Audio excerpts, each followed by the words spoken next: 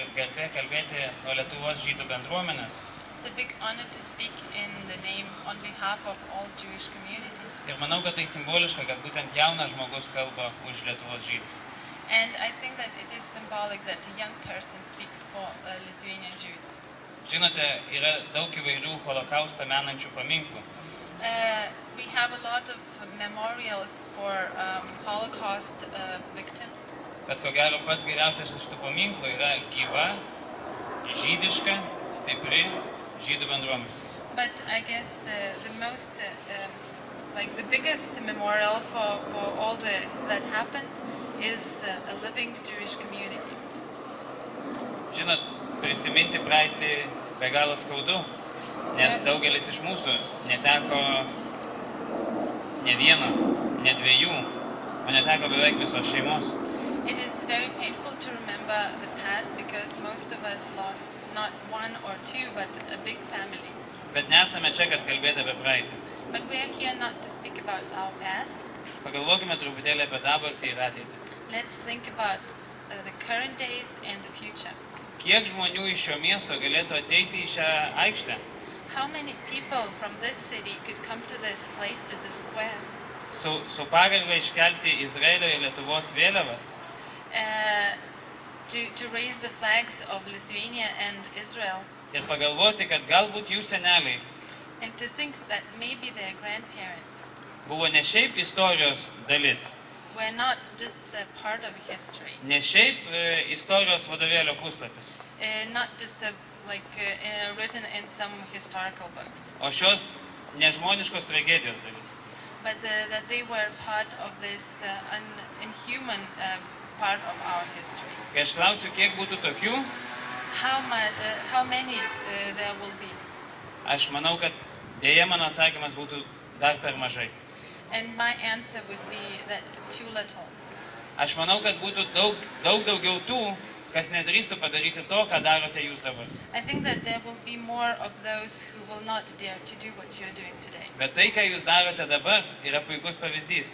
Nes galbūt po 20 metų čia stovės nebe grupė iš Vokietijos, o jaunimas iš Lietuvos, tikintis žmonės kartu su žydais iš Lietuvos, ir mes sakysime visi vienu balsu.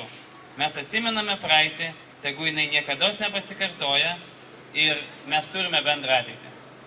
And maybe like you are a great example of what needs to be done, and maybe in 20 years there will be not a group of German people, but a group of Lithuanians, Christians who will stand here and say that we are for Israel.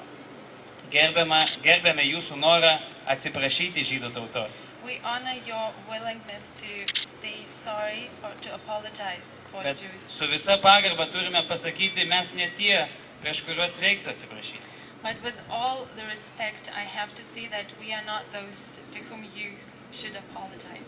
Nėra jokio atsiprašymo, kas galėtų prikelti mirusį. There is no apology that could raise our ancestors from dead. Bet mes esame tie, But we are those kurie kartu su jumis who together with you, galime kurti dabartį ir ateitį, we can create this day and the future, kad ne tik tai, kas buvo, būtų nepamiršta, so that not only the things that were in the past would be remembered, bet ir tai, kad tai, kas bus, būtų labai skirtinga nuo to, kas atsitiko. but that what will happen, it will be very much different from what has happened. Taigi, tiek savo maldose, tiek savo veiksmuose So in your actions and in your prayers, sujunkime pastangas kartu let's unite our efforts ir padarykime tai, kas yra kiekvieno žmogaus priedermė. and let's do what is the duty of every human being, Padaryti šį pasaulį geresnė vieta. to make this world a better place, Ne tik savo, not only for ne tik ourselves, savo šeimai, not only for our ne tik families, savo draugam ar savo miestui, not only for our friends or our city, bet kiekvienam žmogui. but for every person. Lenkiu galvą prieš tai, ką jūs darote. I bow my head in front of what you're doing, Ir duok Dieve, kad metams bėgant tokių kaip jūs būtų vis daugiau. and I pray, God, that there will be more of those who do what you do.